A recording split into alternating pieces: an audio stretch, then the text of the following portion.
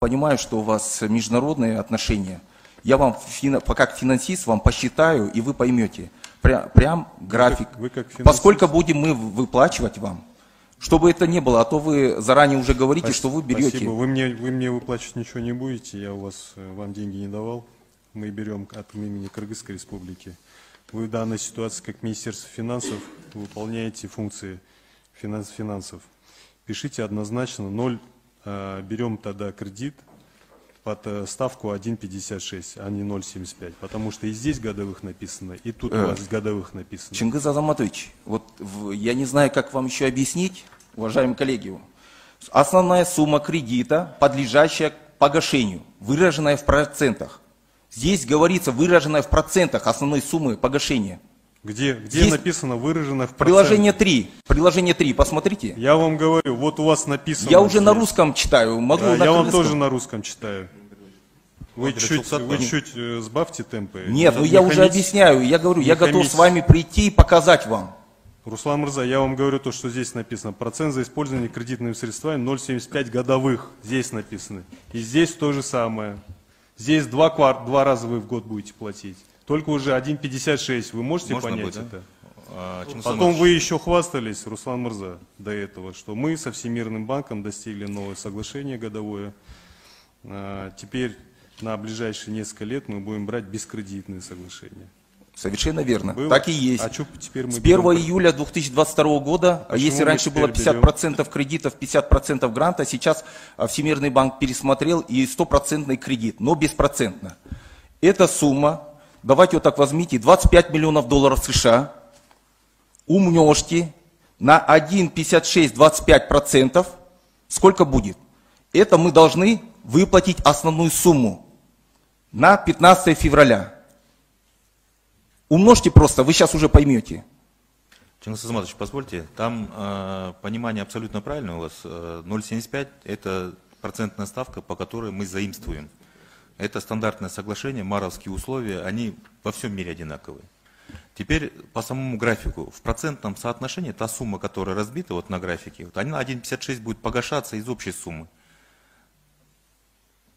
Поэтому тут чуть-чуть, да, понимание разное, а в целом в соглашении очень правильно все прописано. 0,75 это процентная ставка, которую мы берем у банка. Теперь, когда проходит момент погашения... Не прописано. Соглашение прописано. В приложении написано 1,56. Еще раз, как в соглашении? В соглашении в приложении написано 1,56. 1,56 вас не затруднит прочитать именно условия? Чингиз Азаматович, вы, пожалуйста, 14-ю страницу, там приложение номер 3, там выраженное в процентах, там вот четко прописано дата погашения. Посмотрите. Да, 2023 жылдын 15 августунан баштап ар бир жылдын 15 февраль жана 15 августу жана 2060 жылдын 15 февралында аяктайт.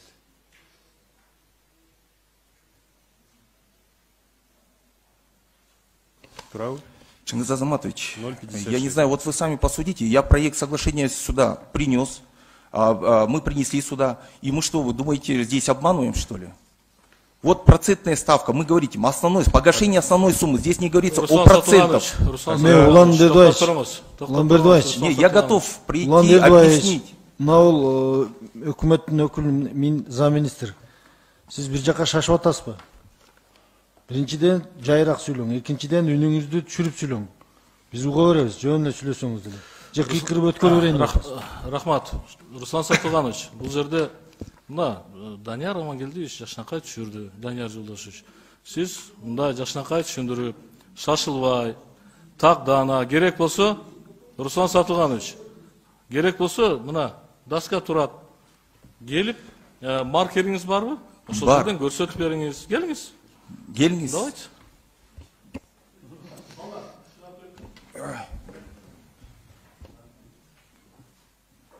Için Madumar Vadakan Kimsenbayıştı. Урматтуу министр, мен өткөндө комитетте дагы бергенмин ушул суроону. Жооп ала алган эмесмин. Башка суроо. Камбарата 2-нин экинчи агрегатын ишке киргизүүгө канча каражат керек? 110 milyon. Мына караңыз, болгону 110 миллион доллар керек, туурабы? Я?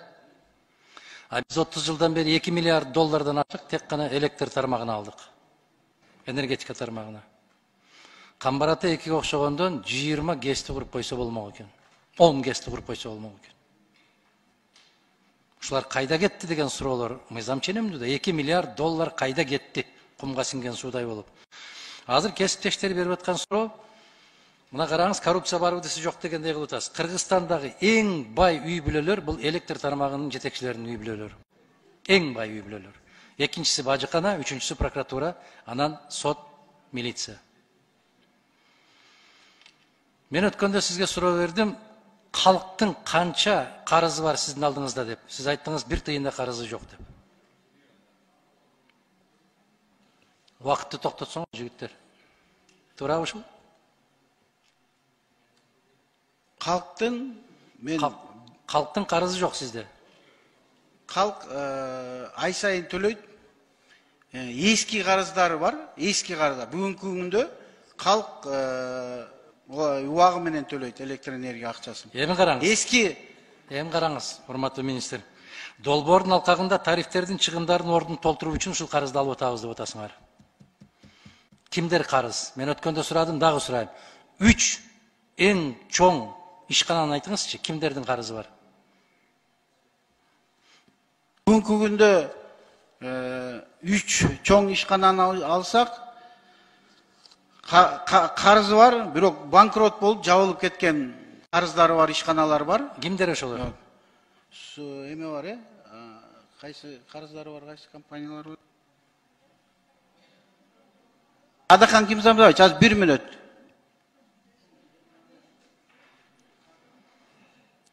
Уланта берели, аз мен айтып берем сизге. Силер бир ишиңер керек да айланайын. 3 чоң карызкер ким экенин билбесеңер. Анан мына эл аралык фонддорду түзүп эле акчаны ала бербестен, мына ушул фонддор менен түз ГЭС куруу акчаны ошого алуу керек. Мына Абу Даби менен биз ратификация деп кайра келип атат, биз четке артка кайтардык. 1 миллиардта чейин эмне тартабыз дейт. А эмне үчүн ушуну ГЭС курууга түз максаттуу тартса болбойт? Адахан Кимзамбаевич, сизге мына өткөндө да суроо бергенсиз, мен ошо боюнча жооп берип коеюн. Жана 137 миллиард деген каяка кеткендеринин менде баары бар. Баарын айтып бер десеңиз, эң чоңдорун айтып коеюн. Бул Датка Кемин линиясы, эң чоңу, Касамин долбоору и тесттин модернизациялар долбоорунда бул эң чоң кредиттер. Калгандары Айгүлташ Самат линиясы, Баткен областынын электр менен жабдууга жакшыртуу линиясы, Бишкек Ош шаарынын электр менен камсыздоо, Бишкек шаарынын жылуулук менен камсыздоо жакшыртуу, подстанцияларды куруу, шунун баары чогулуп келип 137 миллиардка барабар болгондо мына бүгүнкү күндө алган карыздардын баары. Бул 2 миллиард доллардын тегереги андан да көп болуп кетип баратат. Баягы 3 ишкананы айтсаңыз. ГЭС жана сиз айтып аткан ГЭС курууга ар бир компонент, ар бир кредит өзүнүн мындайча айтканда адреси менен келет. ГЭС курууга мына Камбарата 2ге мына 110 Евразийский банк развития 110 миллион доллар бөлүп берген. Ошону азыр бүгүнкү күндө ГЭС курууга иштетип атабыз. Биринчи агрегатын эч кимден 1 тыйын албай эле Кыргызстан өзүнүн күчү менен курду эле. Камбарата бир жөнүндө айтып атасыздар. Эки жөнүндө. Ооба. Бирөөдөн 1 тыйын албай. Бирок азыркылар кыйкырып атпай, 30 жылдан бери биринчи жолу куруп атабыз деп. Карызга алып. Ошол кезде 1 тыйын карыз албастан Кыргызстан өзү курган ошол биринчи агрегат. Эми Адахан Кимзамбаевич, бул 90 мегаватт 3 маалый ГЭСтин тегереги. Буну мына бүгүнкү күндө бюджетте эле 1 тыйын албай Баласаруу ГЭСин 30 мегаватт куруп атат.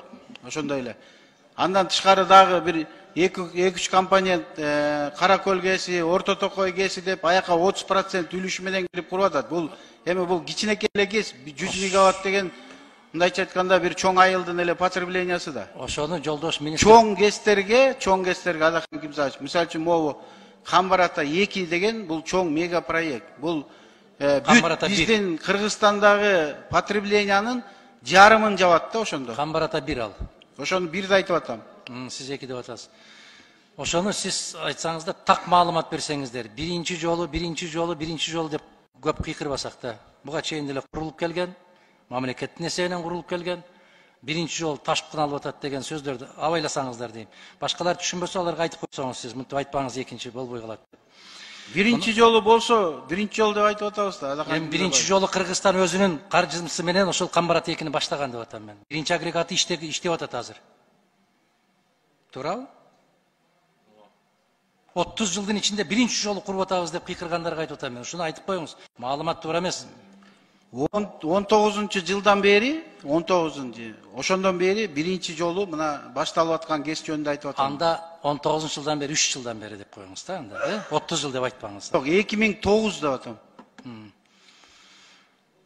Дарт десе бара дейсиңер да эле айындар. 2009 жылы курулган. Ошондон бери курула элек. Бара келди. Андан бери 24 жыл өттү. 30 жыл деп кыйкыргандарды айтып атам мен. Ошолорго эскертип койсоңуз деп. Туура эмес маалымат деп. Адахан Кимзанбаевич, эми курулбаган нерсени айтып атабыз. 30 жылдан бери ушул Камбарат 2ден башка эчтеке курулган эмес. Туура. Мына чынын айтканда, Туура. курулса баягынкы суукта элдин баары электр энергия менен отурмак да. Туура. Мен да ошону айтып атам. 800 миллион сом карыз бар дедиңиз, ошону айтыңыз 3 ишкананы.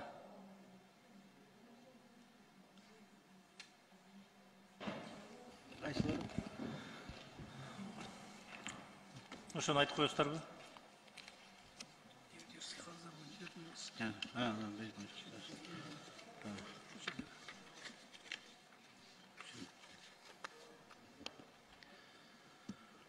Так. Жана сиз көтөрүп аткан маселе бүгүнкү күндө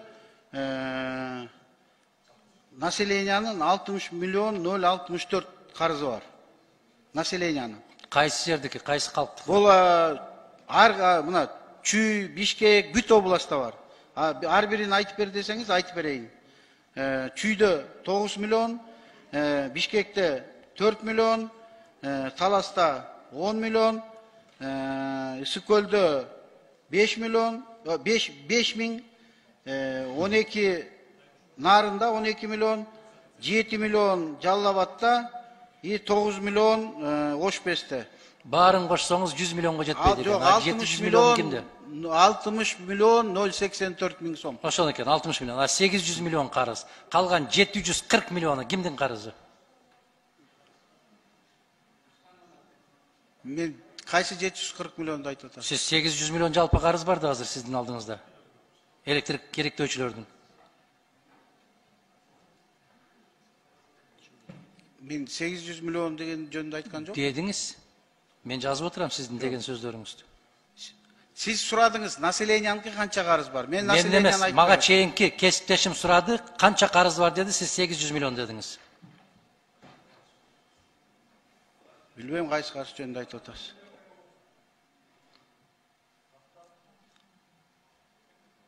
Калктын карызын айтып берип атам мен сизге. Калтымыш экен. Ишканалардыкы 700 миллион экен. Кимдердик ошол ишканалар?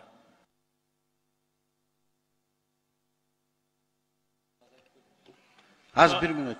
Азыркы жана 3 ишкананы айтабыз деп өдүңөр. Ошону айтып бербесиңер. Саламатсыздарбы? Адахан Кимсанбаевич, генеральный директор НЕС Кыргызстан. Бул жерде карыздар боюнча айтканда, республиканский бюджетте 38 миллион, ондан 27 миллион сом республиканский бюджет. Андан сырткары местный бюджет боюнча 67,156 миллион сом. Ош областында, Ош боюнча теплоснабжениянын карызы 189 миллион 177 миллион сом. Кыргыз теплоэнерго 84,119 миллион сом. Бишкек теплоэнерго 4,9 миллион сом карыздар.